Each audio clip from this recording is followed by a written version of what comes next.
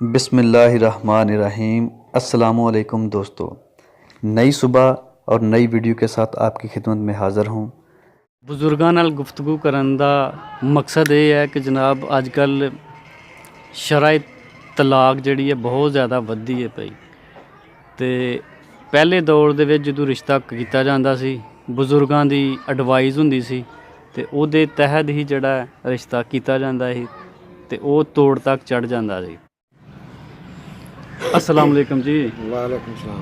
ਕੀ ਹਾਲ ਹੈ ਜੀ? ਠੀਕ ਹੋ? अल्लाह का करम है ठीक ठाक। ਤੇ ਬਜ਼ੁਰਗੋ ਕਿੰਨੀ ਕੁ ਏਜ ਹੈ ਤੁਹਾਡੀ? ਉਮਰ ਕਿੰਨੀ ਕੁ ਹੈ?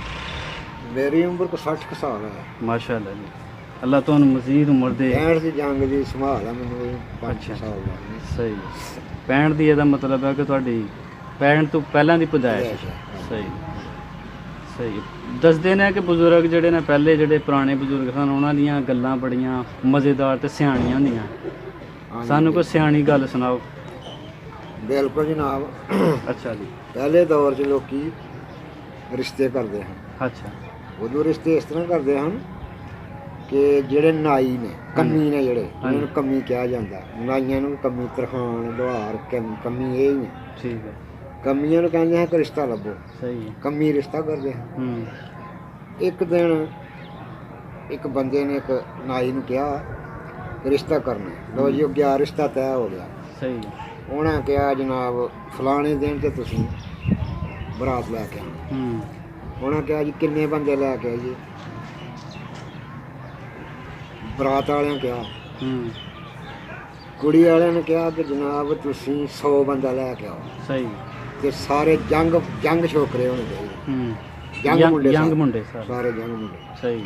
ਉਹਨਾਂ ਆਖਿਆ ਠੀਕ। ਉਹਨਾਂ ਆਖਿਆ ਜੀ ਬੁੱਢਾ ਕੋਈ ਨਹੀਂ ਨਾਲ ਹੋਣਾ ਚਾਹੀਦਾ। ਅੱਛਾ, ਬਜ਼ੁਰਗ ਕੋਈ ਨਹੀਂ ਹੋਣਾ ਚਾਹੀਦਾ। ਬਜ਼ੁਰਗ ਕੋਈ ਨਹੀਂ ਹੋਣਾ ਚਾਹੀਦਾ। ਉਹਨਾਂ ਨੇ ਆ ਕੇ ਇਕੱਠ ਕੀਤਾ, ਆਪਣਾ ਮਸ਼ਵਰਾ ਕੀਤਾ ਸਾਰੇ ਆਪਣੀ ਬਰਾਦਰੀ ਨਾਲ। ਉਹਨਾਂ ਕਿਹਾ ਜੀ ਇੰਨੀ ਉਹਨਾਂ ਜੰਜ ਮੰਗੀ ਆ ਤੇ ਸਾਰੇ ਮੁੰਡੇ ਜਾਣੇ ਚਾਹੀਦੇ ਨੇ, ਬੁੱਢਾ ਕੋਈ ਨਹੀਂ ਜਾਣਾ ਚਾਹੀਦਾ। ਇੱਕ ਉਹਨਾਂ ਦਾ ਭਰਾ ਕਹਿਣ ਲੱਗਾ ਯਾਰ ਸਾਰੇ ਮੁੰਡੇ ਲੈ ਗਏ ਤੇ ਉੱਥੇ ਕੋਈ ਵਾਧਾ ਘਾਟਾ ਹੋਇਆ ਤੇ ਅਸੀਂ ਕਿਹਨੂੰ ਪੁੱਛਾਂਗੇ, ਕੀ ਕਰਾਂਗੇ? ਕਹਿਣ ਲੱਗਾ ਯਾਰ ਠੀਕ ਹੈ, ਇੱਕ ਬੁੱਢੇ ਨੂੰ ਲੈ ਜਾਓ। ਇੱਕ ਚਾਚਾ ਸੀ ਉਹਨਾਂ ਦਾ ਬਜ਼ੁਰਗ, ਉਹਨੂੰ ਲੈ ਗਏ। ਅੱਛਾ। ਉਹਨਾਂ ਨਾਲ ਇਹ ਵੀ ਕਿਹਾ ਜਨਾਬ ਅਸੀਂ 100 ਬੱਕਰਾ ਪਕਾਉਣਾ, ਉਹ ਤੁਹਾਂ ਖਾਣਾ। ਸਹੀ। ਬਰਾਤ ਉੱਥੇ ਪਹੁੰਚੀ, ਨਿਕਾਹ ਸ਼ਿਕਾਹ ਹੋਇਆ। ਉਹਨਾਂ ਕਿਹਾ ਜੀ ਅਸੀਂ 100 ਬੱਕਰਾ ਪਕਾਉਣਾ, ਜੋ ਤੁਹਾਂ ਖਾਣਾ। ਕਹਿਣ ਲੱਗੇ ਕਿ ਸੋਚੀ ਪੈ ਗਏ ਅਸੀਂ ਕਿਸ ਤਰ੍ਹਾਂ ਖਾਣਾ।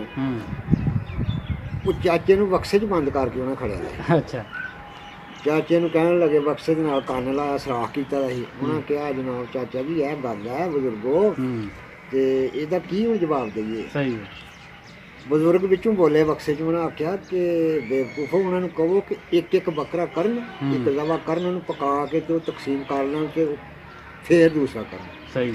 ਇਸ ਤਰ੍ਹਾਂ ਜਨਾਬ ਉਹਨਾਂ ਨੇ ਕਰਦੇ ਗਏ, ਉਹ ਖਾਂਦੇ ਗਏ। ਜਦੋਂ ਉਹ ਪਹਿਲਾ ਪੱਕ ਜਾਂਦਾ ਸੀ, ਉਹ ਬਰਾਤ ਦੇ ਅੱਗੇ ਪੱਕ ਜਾਂਦਾ ਸੀ ਤੇ ਉਹਨੇ ਜਦੋਂ ਖਾ ਕੇ ਤੇ ਬਾਅਦ ਦੇ ਵਿੱਚ ਜਦੋਂ ਦੂਸਰਾ ਬੱਕਰਾ ਆਉਣਾ ਕਰਨਾ ਸੀ, ਕਰਦਿਆਂ ਕੁਰਦਿਆਂ ਪਕਾਉਂਦਿਆਂ ਟਾਈਮ ਲੱਗਾ, ਉਹਨੇ ਜਦੋਂ ਆਉਣਾ ਹਜ਼ਮ ਹੋ ਜਾਂਦਾ ਸੀ। 100 ਬੱਕਰਾ ਉਹਨੇ ਖਾ ਲਿਆ। ਜਦੋਂ ਬਰਾਤ ਵਾਪਸ ਆਉਣੀ ਸੀ, ਖੱਟ ਜਿਹਨੂੰ ਆਉਂਦੇ ਨੇ ਪੁਰਾਣੇ ਜ਼ਮਾਨੇ 'ਚ ਆਉਂਦੇ ਨੇ, ਖੱਟ ਪੈਣ ਲੱਗੀ। ਉਹਨਾਂ ਕਿਹਾ ਜੀ ਸਿਰਫ 2-3 ਬੰਦੇ ਆਓ, ਘਰ ਜ਼ਿਆਦਾ ਨਹੀਂ। ਅੱਛਾ ਠੀਕ ਹੈ। ਚਲੇ ਗਏ, ਨਾਲ ਬਕਸਾ ਵੀ ਚੁੱਕਿਆ ਦਾ ਸੀ। ਉੱਥੇ ਹੁਣ ਉਹਨਾਂ ਨੇ ਕਿਹਾ ਜੀ ਅਸੀਂ ਉਹਨਾਂ ਤੱਕ ਬੱਚੀ ਨੂੰ ਨਹੀਂ ਢੋਰਨਾ, ਸਾਡੀ ਇੱਕ ਸ਼ਰਤ ਹੈ। ਅੱਛਾ ਜੀ। ਉਹਨਾਂ ਕਿਹਾ ਜੀ ਦੱਸੋ ਕੀ ਸ਼ਰਤ? ਘਰ ਵਾਲਿਆਂ ਕਿਹਾ ਜੀ ਸਾਡੀ ਇਹ ਸ਼ਰਤ ਹੈ ਕਿ ਸਾਨੂੰ ਰੇਤ ਦੇ ਖੱਬੜ ਵੱਟ ਕੇ ਦਿਓ। ਵਾਹ। ਰੇਤ ਦੇ ਖੱਬੜ ਵੱਟ ਕੇ ਦਿਓ। ਖੱਬੜ ਵੱਟ ਕੇ ਦਿਓ। ਉਹ ਹੁਣ ਸੋਚੀ ਪੈ ਗਏ ਜਿਹੜੇ 2-4 ਬੰਦੇ ਉੱਥੇ ਗਏ ਹਨ ਮੁੰਡੇ। ਮੈਂ ਕਿਹਾ ਹੁਣ ਕੀ ਕਰੀਏ? ਖੈਰ ਉਹਨਾਂ ਨੇ ਕੰਨ ਲਾ ਕੇ ਬਜ਼ੁਰਗਾਂ ਨੂੰ ਪੁੱਛਿਆ, ਬਕਸੇ ਨਾਲ ਕੰਨ ਲਾਇਆ। ਉਹਨਾਂ ਆਖਿਆ ਬਜ਼ੁਰਗੋ ਇਹ ਗੱਲ ਹੈ। ਉਹਨਾਂ ਆਖਿਆ ਬੇਵਕੂਫੋ, ਉਹਨਾਂ ਨੂੰ ਕਹੋ ਕੋਈ ਗੱਲ ਨਹੀਂ।